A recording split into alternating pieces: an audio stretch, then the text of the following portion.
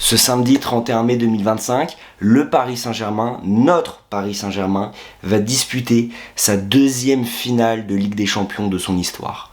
Si on en est là, si on a le privilège de ressentir toutes ces émotions, de vivre ce qu'on appelle un rêve, ce que tout supporter de n'importe quel club rêve de vivre, c'est grâce à un homme. Un homme qui a transformé notre club, qui a transformé notre équipe, qui a transformé un vestiaire rempli de stars, un vestiaire divisé par un vestiaire, un groupe uni, je dirais même une famille. Mesdames et messieurs, Luis Enrique. Bonjour à tous mes finalistes de la Ligue des Champions, j'espère que vous allez bien. Oui, on se rapproche petit à petit de ce match, de cette finale qui peut rentrer dans l'histoire, qui peut rentrer dans la légende. Donc, en attendant une vidéo tous les jours jusqu'au coup d'envoi. Et le sujet du jour, c'est l'impact de Luis Enrique au Paris Saint-Germain. Voilà, je voulais absolument faire une vidéo sur lui, sur cet homme qui nous fait rêver, sur cet homme qui a transformé notre club et qui a permis à notre club de redevenir une équipe de foot et de se faire respecter à travers l'Europe et à travers le monde. Donc pour moi, c'était important de parler de l'impact de Luis Enrique chez nous, au Paris Saint-Germain. Avant que la vidéo commence, n'hésitez pas à mettre un petit pouce bleu, vous abonner, activer la cloche, ça me soutiendrait énormément. Ça donne énormément de force. Si on pourrait passer les 70 abonnés avant le coup d'envoi de cette finale, parce que 1970, la date de création du Paris Saint-Germain. Donc voilà, ça pour l'histoire, pour l'image, ça serait quand même pas mal. Donc pour cette vidéo, ça va être divisé un peu en deux parties. Première partie, un groupe, une famille, la transformation de ce Paris Saint-Germain. Puis après, la deuxième partie, ça sera si tu défends pas, tu ne joues pas. Voilà, donc vous avez tout le programme de la vidéo dans la description avec les timecodes et on est directement parti pour parler d'un groupe, d'une famille que Luis Enrique a transformé, a créé et c'est fantastique. Donc pour commencer, on a un super recrutement, un recrutement sans star, c'est fini les 222 millions sur un joueur, les 180 sur un joueur, enfin voilà, tout ça c'est terminé. Il est arrivé, il a pris João Neves. Alors il est arrivé il y a 2 ans, mais je parle vraiment de cet été. Il a recruté João Neves, un jeune joueur rapide, humble, technique et très intelligent dans le jeu. Dans ses déplacements, dans ses passes, dans ses récupérations, il est juste splendide et même son positionnement sur le terrain. Pacho, un joueur que pas grand monde connaissait, tout le monde se disait qu'est-ce qui se passe, pourquoi on recrute un défenseur que personne ne connaît, mais il a su montrer qu'il était solide, qu'il était sérieux, qu'il travaillait et encore une fois un joueur humble. Ensuite on a Kvaratskhelia arrivé cet hiver, qui a complètement changé notre équipe, des retours défensifs exceptionnels, il est aussi humble, il est très technique, il est sérieux, il travaille et on sent qu'il aime le Paris Saint-Germain, il le montre et ça fait tellement plaisir. On a Désiré Doué, un crack beaucoup critiqué dans sa première partie de saison parce que je crois qu'on l'avait payé 60 millions, un truc comme ça, dites-moi en commentaire si je me trompe, et il montrait des choses en Ligue 1 mais pas suffisantes, il n'avait pas vraiment de match référence, il n'y arrivait pas, etc. Et puis il y a eu l'éclosion face à Salzbourg, un joueur pareil, qui est rapide, qui est humble, qui a de la technicité, qui amène cette énergie, cette magie quand il a le ballon entre les pieds. Ensuite on a Barcola, lui est arrivé l'été là, le premier été de Luis Enrique, son premier mercato, un joueur rapide, un joueur technique, un joueur intelligent qui pense au collectif. On a Safonov, beaucoup critiqué, on a déjà Donnarumma, Tenas, pourquoi prendre Safonov, il nous coûte de l'argent, il a coûté je crois 50 millions ou un peu plus si je dis pas de bêtises, il va servir à quoi, il va jamais jouer. Au final, c'est un gardien qui a su faire des bons matchs, qui nous a amené cette Coupe de France, parce que oui, il joue tous les matchs de Coupe de France, sauf le match contre Espali où Arnaud Tenas a joué, mais sinon, il nous ramène cette Coupe de France. Bon, il joue un match de Ligue des Champions contre Munich qui perd, mais c'est pas vraiment de sa faute, je le trouverai assez solide, je le trouve assez sérieux, il travaille beaucoup, et il aime aussi le Paris Saint-Germain, et ça fait plaisir. Dans tous ces recrutements, on est allé chercher des joueurs qui aimaient le club, qui voulaient vraiment jouer au Paris Saint-Germain, et Luis Enrique l'avait dit, si tu hésites pour venir ici, c'est terminé, on reviendra pas te chercher. C'est soit oui tout de suite je veux jouer pour le Paris Saint-Germain, je veux tout donner pour ce club, soit je sais pas, j'hésite, et c'est laisse tomber. Donc voilà. Donc ça c'est une première chose de Luis Enrique. Il y a d'autres joueurs qu'on a recrutés, mais là je vous donne vraiment une petite liste des joueurs phares, des joueurs vraiment qui nous font plaisir, des joueurs qui aiment le Paris Saint-Germain, contrairement à toutes ces dernières stars qui sont venues et qui en avaient rien à faire et qui pensaient qu'à l'argent. Ensuite, les jeunes du club. Voilà, Luis Enrique, je pense qu'on le met pas assez en avant, mais il fait beaucoup confiance aux jeunes. Mayulu qui a eu de plus en plus de temps de jeu cette saison. Il est solide, il est sérieux, il travaille, je le trouve très bon techniquement, il est très intelligent, il fait des bonnes passes, il fait des bonnes récupérations, sur le terrain il se place très bien, il a débuté titulaire quelques fois cette saison, il a été vraiment très très bon et j'ai hâte de voir la suite. Pour moi, il a été élu Titi d'or de la saison, si je dis pas de bêtises, de l'année, donc c'est totalement mérité. Merci Luis Enrique de faire confiance à ces jeunes, de donner du temps de jeu. Il y a Mayulu, mais aussi Zaïre Emery. Alors Zaïre Emery qui avait explosé un peu plus tôt sous l'ère Galtier, qui a été blessé, qui a un peu du mal à revenir, mais ça reste un joueur assez solide, ça reste un joueur qui se bat, qui aime le club, et Luis Enrique l'a récompensé en le mettant capitaine pour la première fois face au Stade Rennais. Pour un Titi parisien, il a dit c'est un honneur de porter le brassard de capitaine sous les couleurs du Paris Saint-Germain, et ça fait tellement plaisir. Et petit à petit il se remet de sa blessure, et ça serait tellement magnifique de voir des Titi soulever ce trophée, soulever cette Ligue des Champions.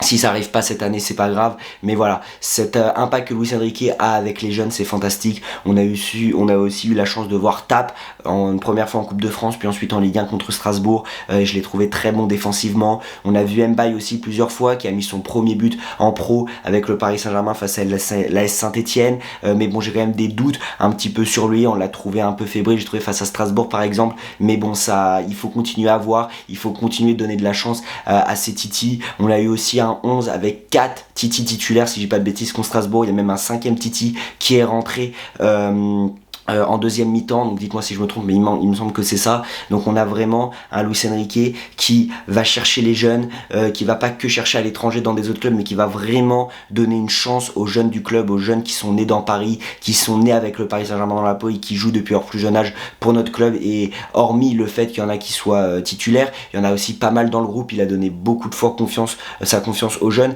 mais aussi aux séances d'entraînement. Il prenait plusieurs fois des U17, des U18, tout ça, pour leur donner de l'expérience à s'entraîner avec les pros. Donc ça, je trouve ça fantastique.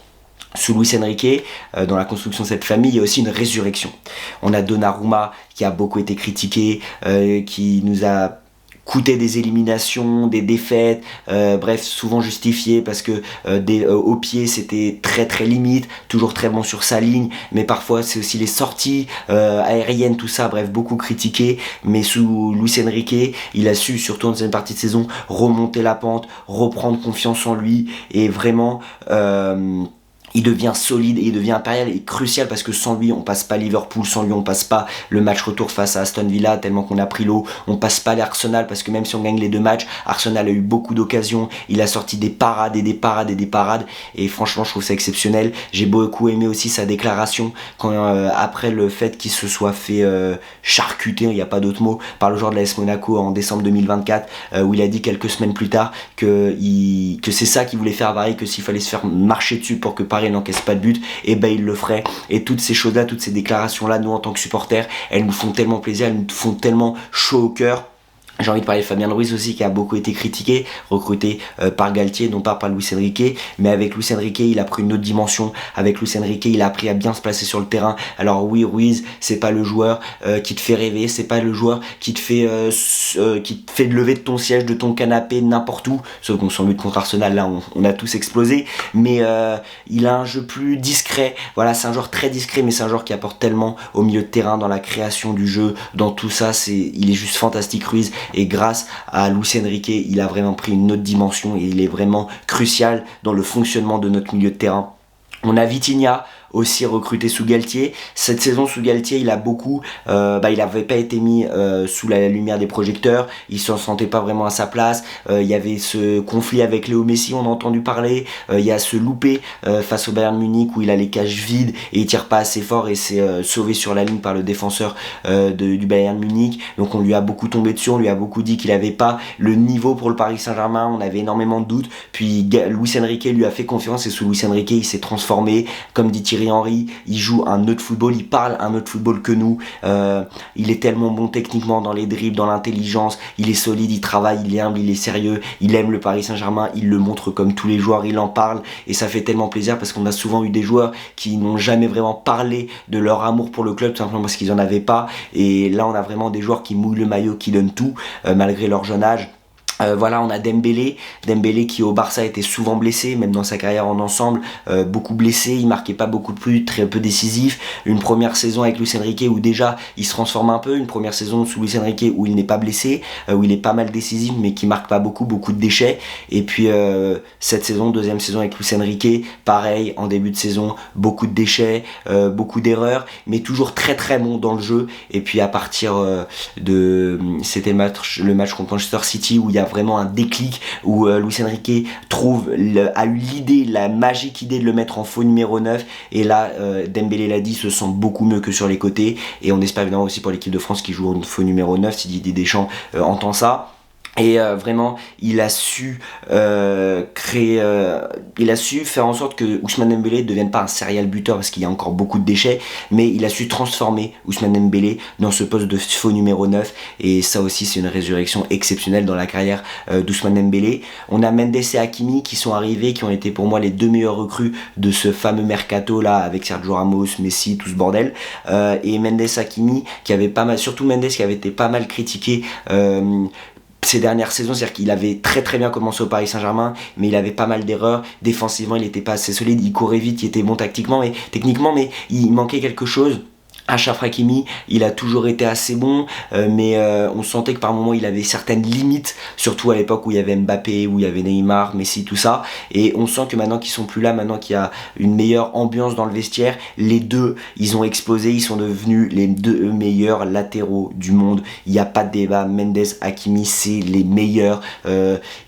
L'impact d'Hakimi offensivement, comment il monte, et même contre Reims on l'a vu samedi dernier en Coupe de France, on mène 3-0 et puis il se tape un sprint parce qu'il y a une contre-attaque de Reims pour aller chercher le ballon dans Hakimi, il est juste fantastique, il marque des buts, il fait des passes D, il nous a sauvés, c'est lui qui met le but contre le PSV par exemple en phase de ligue pour égaliser alors qu'on a énormément de déchets de face au but. Bref, Hakimi il est transformé, Nuno Mendes il pocket Saka, il pocket Mohamed Salah, il pocket plein de joueurs, il est juste fantastique, c'est des efforts défensif, vraiment il a beaucoup travaillé pour améliorer ça et c'est juste incroyable, donc merci. Voilà, donc j'ai cité quelques joueurs, il y en a sûrement plein d'autres.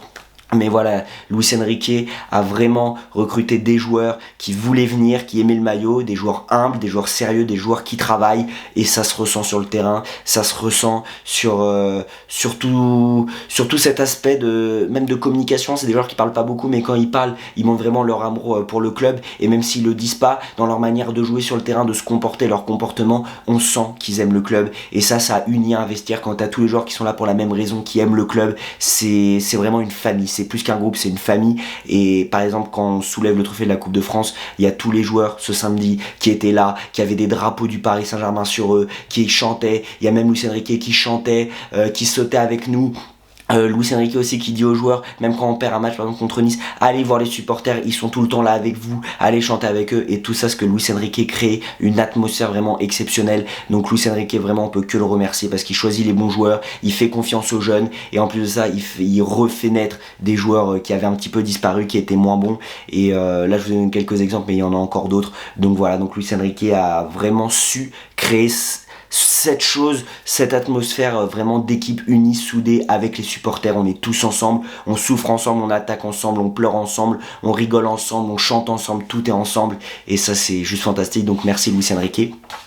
Et on est parti pour cette deuxième partie, tu défends pas, tu joues pas. Donc on sait que Luis Enrique a la haine de la défaite. On se souvient par exemple du match du titre la saison dernière quand on perd 3-1 contre Toulouse, on voit qu'il fait la gueule, qu'il célèbre pas ce titre de Ligue 1 qui est quand même notre 12e titre de Ligue 1, un titre où on marche sur toute la Ligue 1, où c'était que notre deuxième défaite de la saison, si je dis pas de bêtises, j'ai un doute sur ça, faudrait vérifier, mais voilà, on perd pas beaucoup la saison, on domine le championnat, on gagne les deux classicos, bref un super jeu en Ligue 1, et voilà, cette défaite contre Toulouse, elle lui donne la haine de la défaite. On savait que ce match contre Reims, on allait tout faire pour le gagner parce qu'il y a cette haine de la défaite, et tous les joueurs sont concernés. Voilà, tu défends pas, tu ne joues pas, il l'a déjà montré, il y a déjà des joueurs qui n'ont pas beaucoup défendu, hop, sur le banc maintenant tout le monde défend, tout le monde attaque, on voit les retours défensifs de Kvara, on voit les efforts de Barcola, on voit les efforts de Doué, les efforts de Dembélé, les efforts de tout le monde, et les latéraux, les défenseurs qui vont attaquer, Marquinhos qui va tout le temps essayer de chercher la tête sur un corner, qui a marqué d'ailleurs sur corner récemment. On espère évidemment qu'il marque samedi, ça serait pour l'histoire magnifique.